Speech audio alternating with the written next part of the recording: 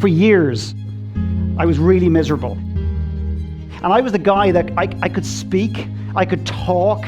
I was the guy that people thought was confident, but on the inside I was dying. And I was telling myself that I was happy. I was telling myself I was successful. I was telling myself that what I was doing made sense. But it was just okay. It was fine. And what we do is we bullshit ourselves. We're incredible at lying to ourselves as human beings. There's so many of us doing shit today that we're not here to do. I don't have a 767-step system to finding clarity because I don't have the fucking clarity that everyone's seeking. They do. Because if I tell you what you do with your life, it's just another person telling you what to do. You do it, it may or may not work out, but what you'll find eventually is it's misaligned to who you are. What I love doing is reaching in and helping somebody extract who they are at the core. I'm here for a short space of time. I've spent too much time doing shit I never wanted to do, and never again. Never again. My job, my mission for the rest of my life is to take anybody who's willing and pull, drag, hug the shit out of them if it needs to be, to bring their gift out, because by God do we all have gifts.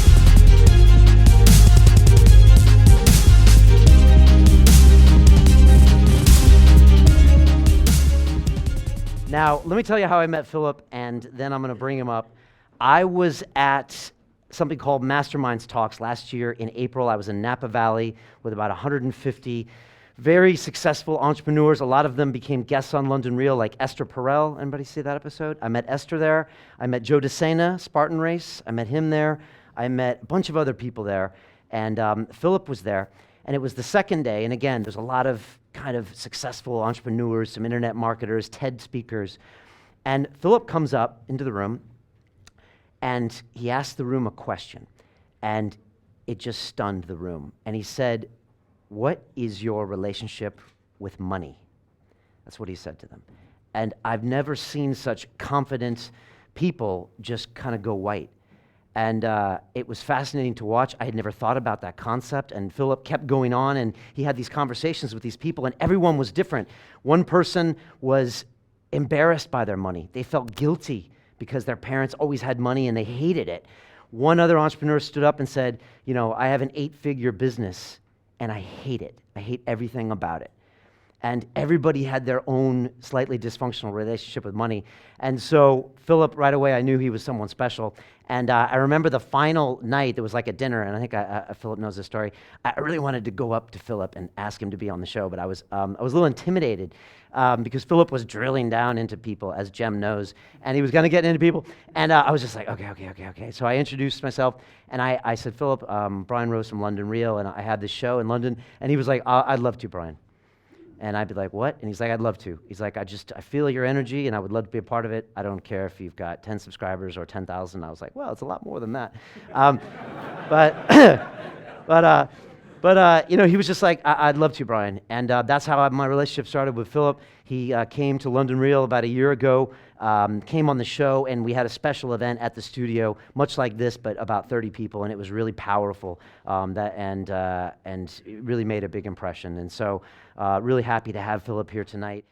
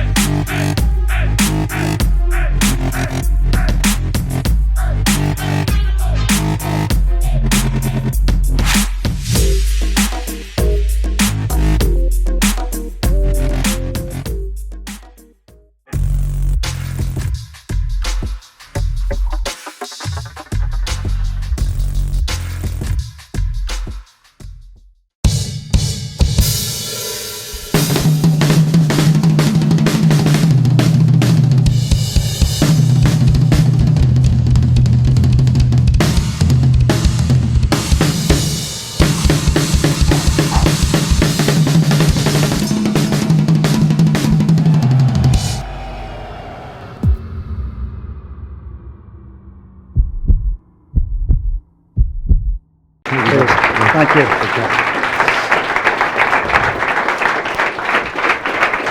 Thank you. Thank you. Thank you. So,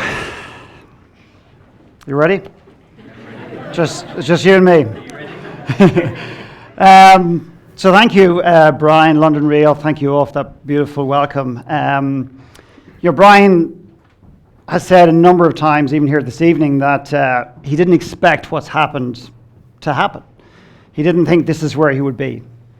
I, on the other hand, knew exactly where I would be 10 years ago when I look forward in my life. I knew I'd be standing here. In fact, this room is on my vision board. I knew exactly what I'd be doing every single day of my life. Do you want to know how? Well, because I'm full of shit, basically. I had absolutely no idea either. And one thing I've forgotten to speak about in the last, say, 5 years is my own personal story. Because my work is all about other people. It's all about you. It's not about me. In fact, one of the invitations that I have with a lot of the clients that I work with is stop making this journey about you. And when you're in service of other people, as we heard earlier on tonight, what you'll find is you'll derive a meaning from life that ordinarily didn't exist. It will allow you to tackle fears and insecurities that perhaps have stifled you to date. And the one thing that I have done in my personal life is I have stopped making the journey about me, and I have devoted the rest of my entire life to helping people get in touch with what their gift is, not their talent, what their gift is, and allowing them the space to get in touch with it and then pull the trigger on it, implement it, and impact other people in this world. But what I am going to do is I'm going to go back just to a little bit of my story, because people keep asking me, how did you get started doing what you do? And right now I travel around the world. I speak sometimes, I don't speak a lot. I run a lot of my own events, etc., etc. I'm doing a lot of cool things right now. My life is not perfect. I've got a lot of shit that I am dealing with, that I continue to deal with, and that I will always deal with. So I'm not going to stand up here and pretend that my life is perfect. But I think that there's a lot of really cool things happening in my life, and I'm very fortunate to get to do a lot of great things and hang out with great people and inspire people where I can, if they're open to it, and if I'm the guy to inspire them, that I hope that they take that and do something meaningful with it. And when I say meaningful, I mean that it has the capacity to impact other people's lives beyond our own individual lives. And I don't think there's any greater gift in the world than the possibility, the opportunity to impact other people in a positive way. It's brought me immense joy. Because for years, I was fucking miserable. I was really miserable. And I was the guy that I could speak, I could talk. I was the guy that people thought was confident, but on the inside, I was dying. On the inside, I was nothing. On the inside, I didn't like who I was. And actually, today, I see in society, I think a lot of people don't actually like who they really are. They love somebody else. They like this. They love this. They even look up to their gods and they worship them and whatever. And that's fine if that's what you do. I'm not here to talk about religion. But they'll walk this earth never necessarily having the type of respect, love, whatever you want to call it, towards self. And I think that's incredibly unfortunate, and I don't think it's necessary.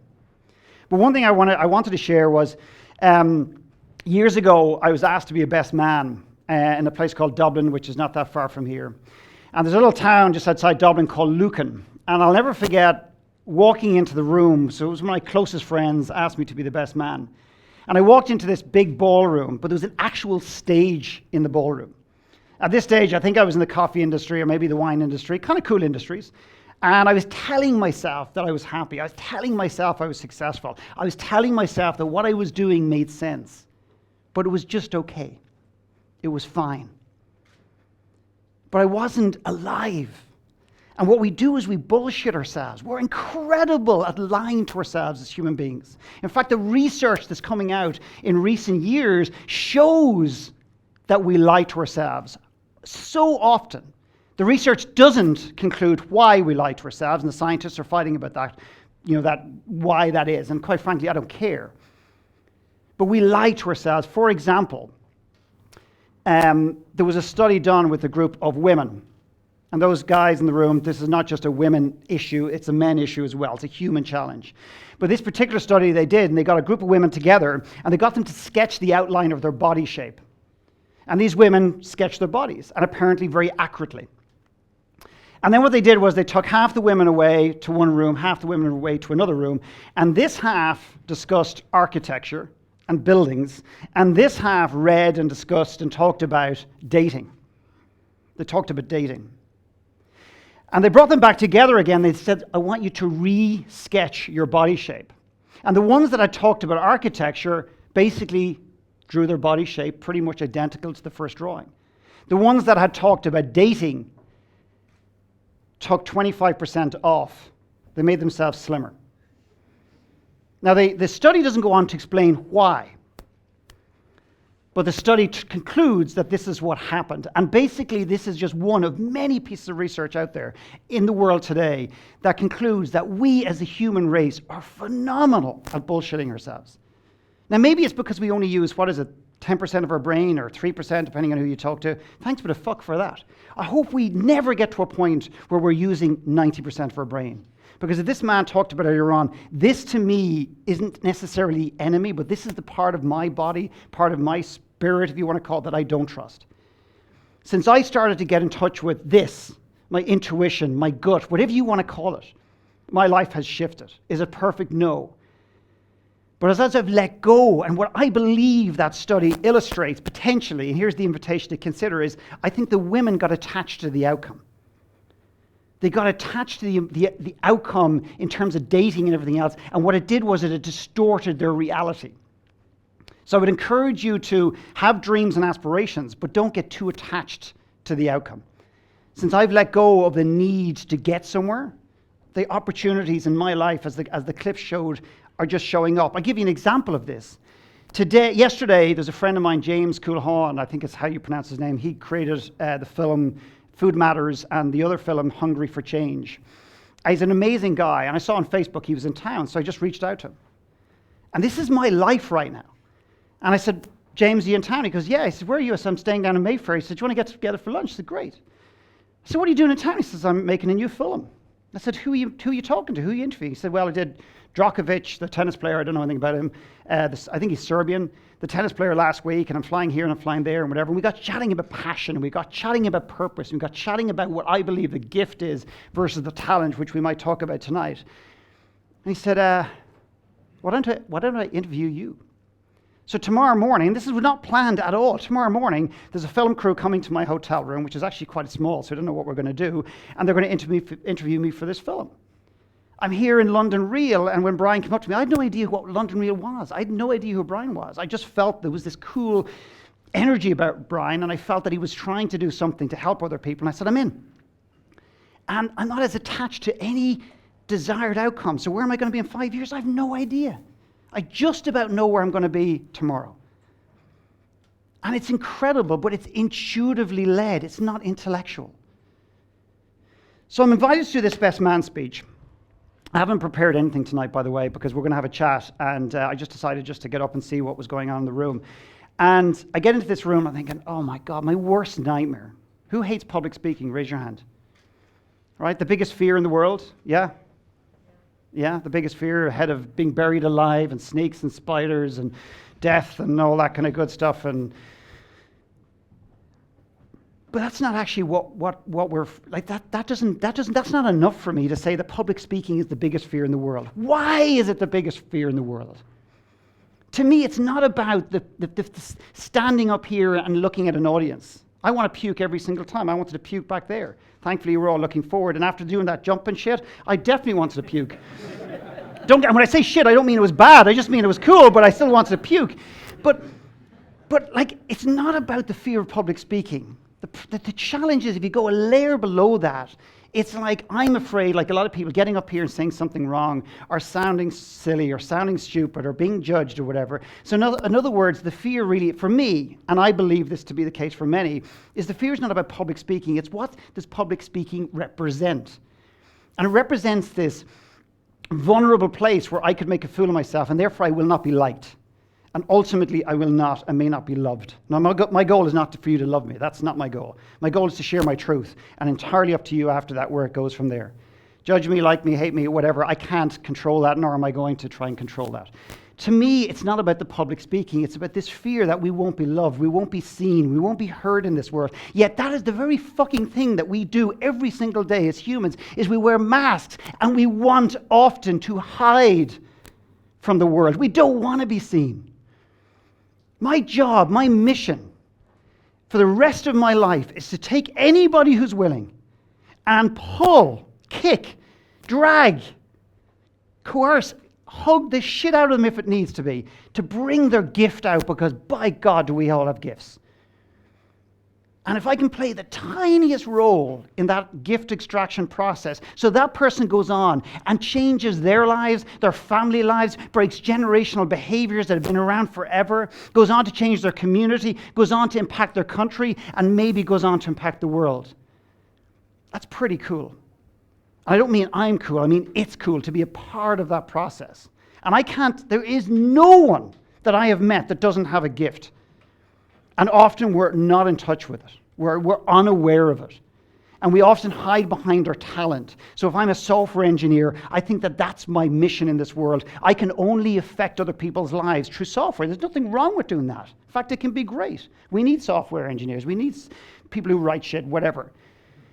Obviously, I'm not an IT guy.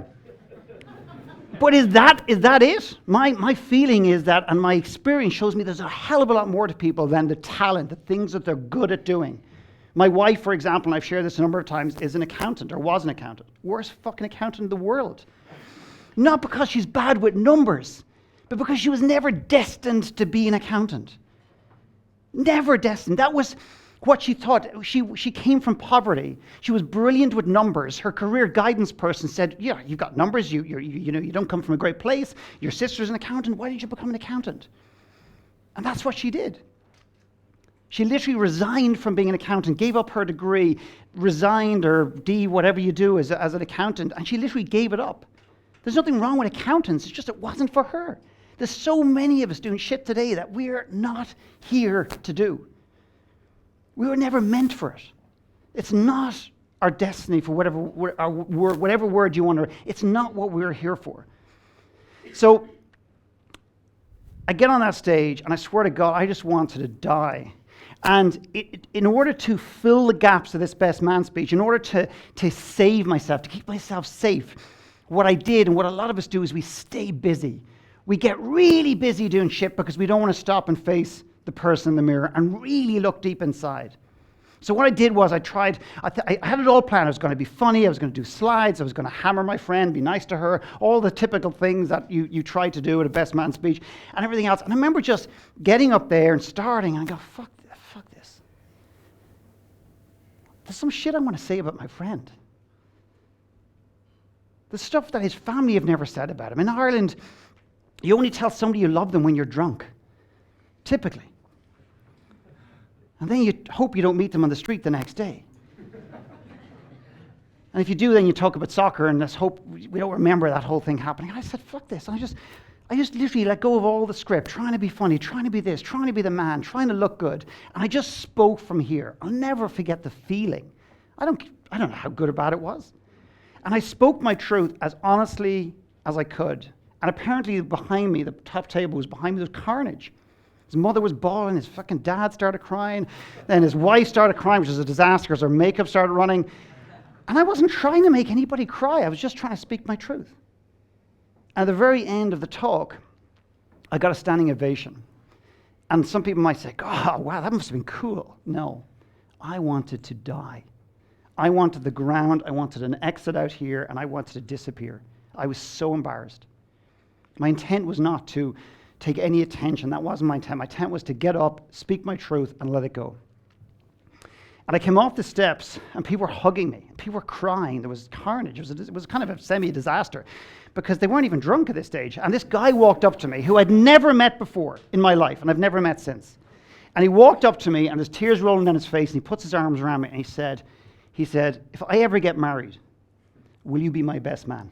I swear to God. And of course I said, will you go F yourself, whatever. We use a lot of F-bombs in Ireland, as I know you do in London as well, and maybe Portugal, etc. And he goes, no, he looks at me and he said, no, you've got a gift.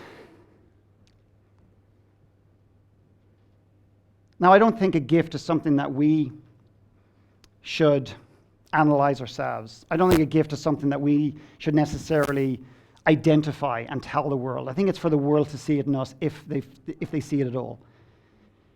And I'd love to tell you that I took what he said to me on board, and from that moment forth, I said I was going to be a speaker. I was going to impact other people's lives. I was going to dedicate the rest of my life to giving back in some capacity. I didn't. And I'll tell you why I didn't. Because I was still a piece of shit in my own skin. I was still a guy who had no value. I was a guy who didn't have the confidence. I didn't have the self-belief. I didn't have the value within my own skin.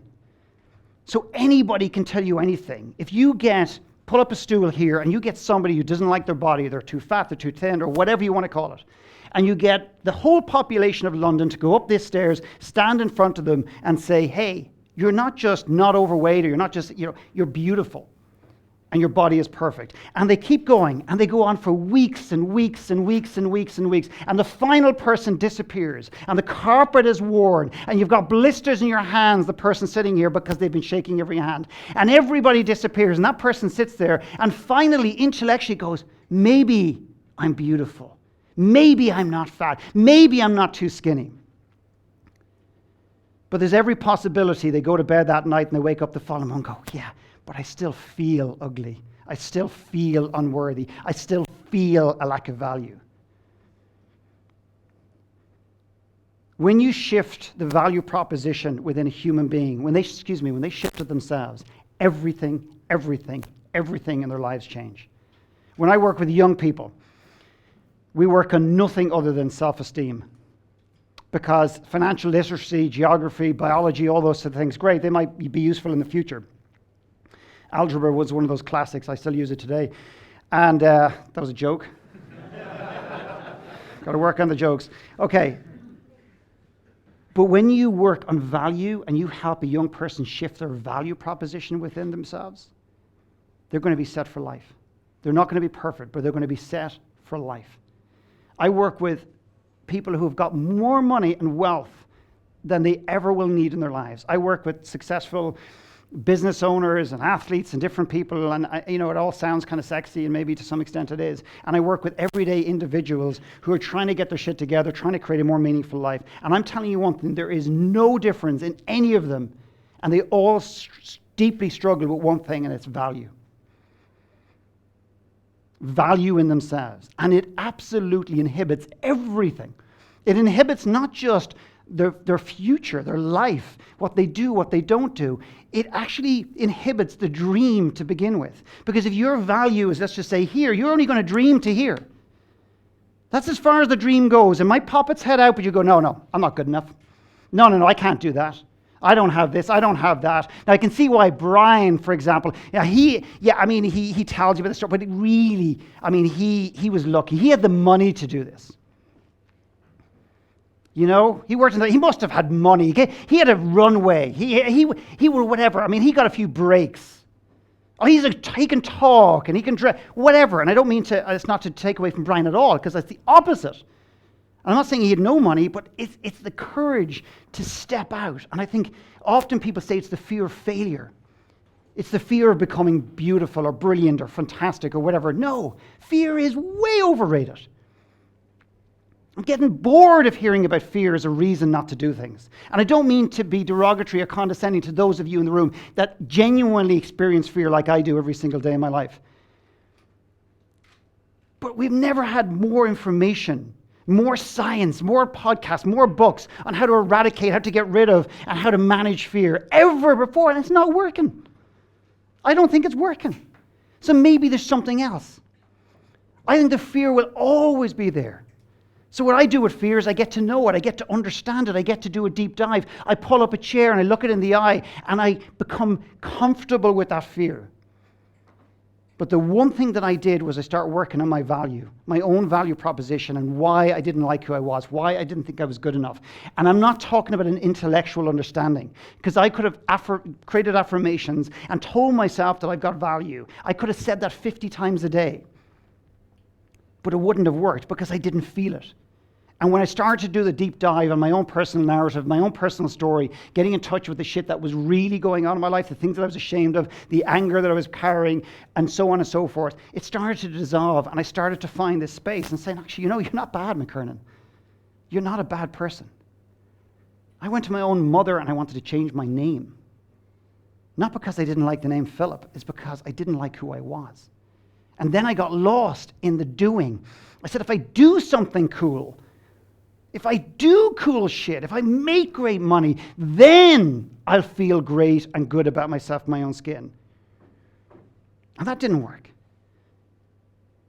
Because what I was doing was consuming my identity.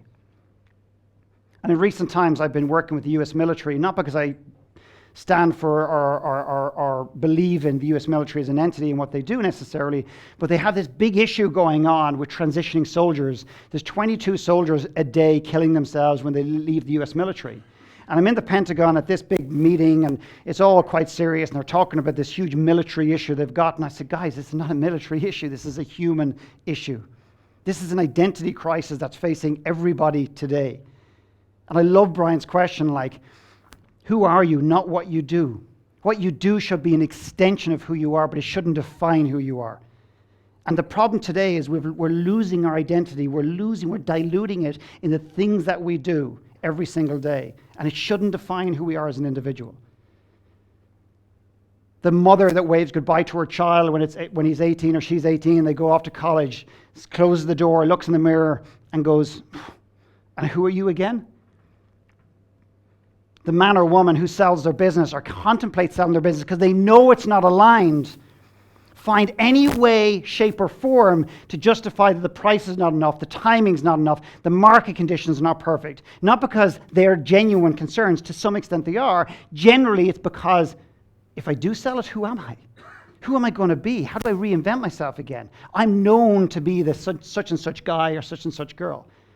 So there's a significant identity crisis with relationships. I love working with couples because the problem is that a lot of couples have become so intertwined, they don't even know who they are. And the very thing that has attracted us often to another person is like that whole opposites attract. They're sexy, they're cool, they're funny, they're outgoing, they're this or that. We see something often, or something in someone else we often don't necessarily recognize or accept or see within ourselves. But then we spend the next 5, 10, or 15 years trying to change that person to see the world like we do. And it becomes control. I'm generalizing, and I'm sure this doesn't all relate to everybody in the room, but you generalize, you have to make a point sometimes. The biggest thing I've seen over the last number of years is I was the chiropractor that got people when their shit was hitting the fan. I was the guy that would get a phone call to our office, an email to our office, when a relationship was breaking up, when someone hit a wall, when someone had a breakdown, when someone's business was going to shit, when someone was really lost at a crossroads and uncertain of their future. That's my gig. I love helping people with clarity. I don't have a 767-step system to finding clarity, because I don't have the fucking clarity that everyone's seeking. They do. They're the only one that can. Because if I tell you what you do with your life, it's just another person telling you what to do. You do it, it may or may not work out, but what you'll find eventually is it's misaligned to who you are. What I love doing is reaching in and helping somebody extract who they are at the core. Nowadays, people are coming to me because they want to be proactive in the process. They don't want to wait 5 or 10 years. They don't want to assume that everything's going to be okay. In fact, the science shows that couples, and this is just a relationship thing, couples wait 5 years too late to work on themselves. And I feel it's the same for individuals. We can do the same thing. And what appears to be a hairline fracture in the relationship, just a little nuance, a little frustration, a little niggly thing starts to break apart. And before you know it, 5 years down the line, you're looking across the Grand Canyon at the other person. The same thing happens to ourselves as individuals. We're so often so disconnected from ourselves that we're lonely. You can have 5,000 Facebook friends. You can literally lie next to someone in a bed every single night. You can have fans on Twitter. You can have buddies. You can be in the busiest office in the world. And yet you can be incredibly lonely within your own skin. Incredibly lonely within your own skin.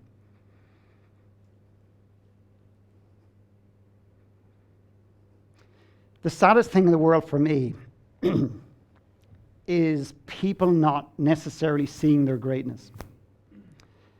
And what's even sadder is how many people don't want to see it. And when you get close, how they sabotage, how they kick back, how they fight it.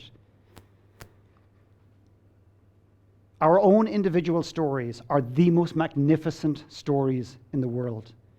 But most people in this earth don't believe that their story matters. And that just has to change. I'm going to share one other little thing, and then Brian and myself are going to have a chat, I think. I remember years ago saying to somebody, I'm going to create this event, and I'm going to put people on a stage to share their one last talk, the last talk they'll ever give before they die. And they're going, oh, great concept. So I think somebody said something like, oh, you'll have a Richard Branson and Elon Musk and whatever. And I said, well, we might, but that's not what that's not what this event is about. This event is about actually putting everyday individual people on a stage or in an environment where they share their story. And these people have never spoken in front of an audience ever before in their lives. And I remember these advisors, these speakers, these gurus, whatever you want to call them, saying to me, that's just not going to work. People are not going to come. People are not going to come. People want to hear famous people's stories. They want the story of the guy that's on the front cover of Forbes or the woman that's on the front cover. They don't want everyday individual stories and how wrong they are.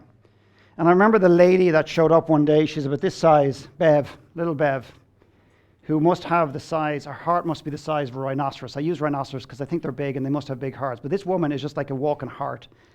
I've never met a woman, ever, and I say this respectfully outside of my wife and my own mom and everything, I've never met a woman who has such a capacity to love in my life and who has had such tragedy in her own.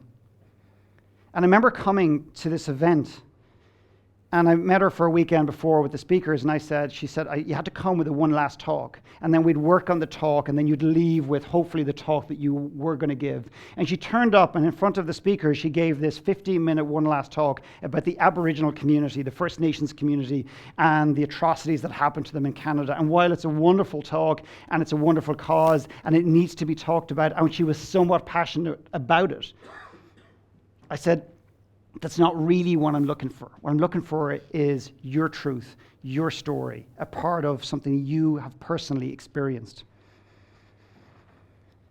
And she looked at me with that look that you just know you've just gone to the core of another human being. And she had the courage to trust herself and me and the environment.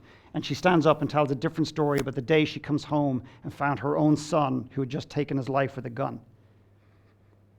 And some people might say, well, so basically you got a woman to share a tragic story and cry in front of everybody. Well, what difference does that make? And I'll tell you what difference it made. Because at the end of her talk, she said, if I could turn back the clock, I wouldn't really give a shit about my son's grades. If I could turn back the clock, I wouldn't have worked as hard and focused on this financial legacy piece. I would have been present.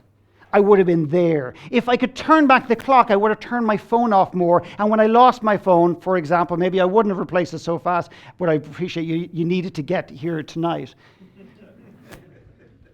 If I could turn back the clock, I would have done so many things differently, but I don't have that possibility. And what it did was it opened up people in the room. And the reason I'm sharing this is not to promote an event. The reason I'm sharing it is because I want to illustrate that everyone has a story. You don't have to have gone through suicide. You don't have to have lost somebody. Everybody in this room has an extraordinary story. And it is the only story that should matter in this world. It's what you do with your story. And selfish people in this world who are making it all about themselves are not sharing their story. And I say selfish because I was selfish for years. And when you let your story out and you stop making it about you, what you'll realize, other people need to hear your story. Other people will resonate with your story. Other people need it. They need to know that what you've experienced and what they've experienced matters. She got a standing ovation. She absolutely floored the audience. But the biggest thing is that little lady, little Bev, left that room feeling that she mattered in a way that she'd never mattered before. She saw her story without the judgment, without the wish to have somebody else's story. And she accepted the story she'd been given. and trusted that even within the pain that she'd experienced, there's a gift, there's a reason. And that's very annoying when you've experienced something bad. Someone says there's a reason you've experienced. You want to clock them, you want to hit them. Don't you fucking tell me the shit that I'm going through has a reason. You're probably very emotionally charged at that point, but at some point, the invitation is to consider that maybe there's a possibility with this story, with this pain, with this hardship, with this broken heart, that maybe you can do something with it. So my invitation to you, and we can just discuss more of it and we'll take Q&A at the end, is never undervalue your story. And look at your story in a way that you've never looked at it before. And I promise you what it'll do is it'll help people around you if you choose to share it. But if nothing else, it'll elevate your value. Because when you accept the story you've been given, it's pretty cool. If you don't, you're screwed because it's the only story you have so far. So think about it. We either deny our story for the rest of our lives or we accept the one we have, and then it allows us to rewrite the future or write the future that we want. People are focusing on the future and they haven't done the work in accepting the past. The past has created the present, and the present is creating the future. Everything we've been around, every experience we've ever had in our lives has ultimately created who we are today. Everything that we're doing today, everything that we're not doing today is creating our future. So go back and understand the behavior, understand the patterns, understand the beliefs. Understand why you have a dysfunctional or a weird or an amazing relationship with money, a relationship with yourself. Do that deep dive. It is the most important work I believe a human being can do. Brian. Philip McKernan.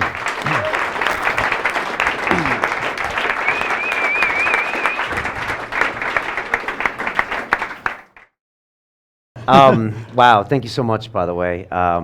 Always ultra powerful when you talk. And you don't seem to have a plan when you go in. You just kind of go where it feels. Yeah. Sometimes when I go into a keynote, like a full-on keynote where you're speaking, I might have a frame around it. Sometimes I'll use PowerPoint simply because it keeps me on track. But what I really love to do is I just love to go unscripted and just see where it brings me. Talk to me about this story that you're telling ourselves, because everyone's got this story that we're telling ourselves. And maybe it's not an accurate one. Maybe we want to run away from it. Maybe we want to create a new story. But are you telling us that we should embrace that story? Well, I mean, you should do a deep dive into it. You should be inquisitive, be curious. I love the word curious. I don't just love the word curious. I love the concept of being curious about the stories that we've lived, the stories that we're telling ourselves. Sometimes most people in this earth don't really know their story. So if you ask someone to tell you their story, go, well, I was born in Brighton and I grew up with 3 kids and in the family, and my mum was busy, my dad was there, and vice versa, or whatever. And that's the surface. But like, you go back, and if you have 2 siblings in the same room, so if we had 2 siblings here, and we did a deeper dive into it, one of them might say, well, Dad was always distant. He was never there. And therefore, emotionally, I feel to some extent that I was left inadequate. I was a part of me that wasn't filled up. And the other sibling might be here and they go, shit, Dad was distant? Are you kidding me? No, that's not my experience of it. So one is not the truth, one is not a lie. That's how you felt at the time. So to me, it's about embracing your story, but challenging the story as well. And sometimes we become very attached to the story that we've lived. And I can't tell you how many people I have met that feel at some level they're broken. That they have this story. Think about this. Anybody from a broken home? Anybody from a house that was a broken home?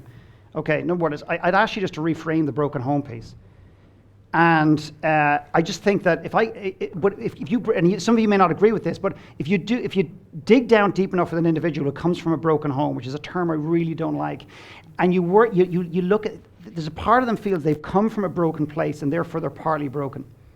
Often, I'm not saying it was for the people who put their hand up, they're often somewhat broken and therefore need to be fixed. No one in this world needs to be fixed. No one is broken. We just need to sometimes get out of our own way. So that's where the story then becomes paralyzing, and it creates a sense of self-sabotage. And the other one is like if you've gone through divorce yourself. Even I just thought about this the other day, is like your better half. My wife's not my better half, despite what Brian might say. He'll disagree with me in a second. My wife's not my better half. She's not even my half. My wife is my wife. Think about that. My better half.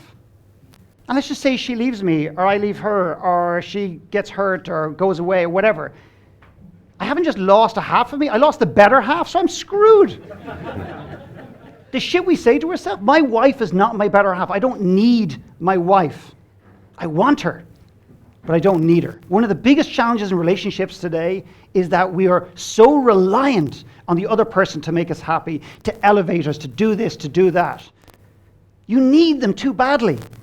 If this business doesn't make $1 billion, if business doesn't have 50 employees, if I'm not financially free, whatever, you need that too much. That's an external thing that you need too much. Since I let my wife go only in the last 3 or 4 years, and I mean emotionally, I don't need her anymore. And she doesn't need me, but we want each other. It's a choice. Sorry, I'm rambling here, but I love it. I'm just listening. Relationships, you do, couples counseling. You do retreats with couples. Yeah. What's something you can teach us? I mean, you're talking about relationships there, about, I don't know, having these conversations with these people that are really close with us. I know you like to get people on location, don't you? Yes. Because it gets them out of their typical flow, right? Yeah. What's the first few things that you do when you talk to these people? Or what's some things that we can do with our relationships to just look at them differently? Because I think you might have had this conversation with me, that people bring their better half of them and they're like, okay, here she is, Phil, you're going to fix her. Yeah. Right?